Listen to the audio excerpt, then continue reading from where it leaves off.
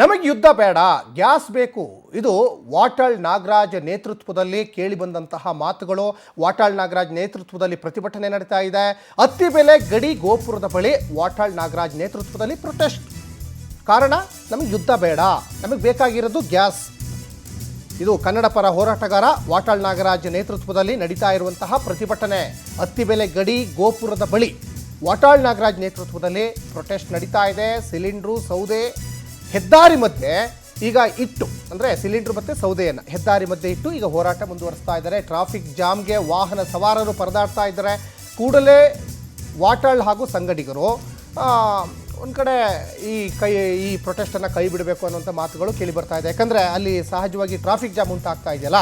ಪೊಲೀಸ್ನವರು ಮತ್ತು ವಾಟಾಳ್ ನಾಗರಾಜ್ ಮಧ್ಯೆ ಒಂದಿಷ್ಟು ಮಾತಿನ ಚಕಮಕಿ ನಡೀತು. ಅತ್ತಿಬೆಲೆ ಠಾಣೆಯತ್ತ ಅವನ್ನ ಕರ್ಕೊಂಡೋಗಿದ್ದಾರೆ ಅನ್ನೋದು ಗೊತ್ತಾಗ್ತಾ ಇದೆ. ದೃಶ್ಯಾವಳಿಯಲ್ಲಿ ಗಮನಿಸ್ತಾ ಇದ್ದಾರೆ ನೋಡಿ.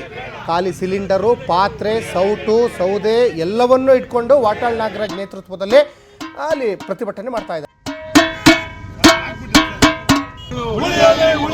ಕನ್ನಡ ಶಾಲೆಗಳು ಉಳಿಯಲಿ, ಉಳಿಯಲಿ ಕನ್ನಡ ಶಾಲೆಗಳು ಉಳಿಯಲಿ.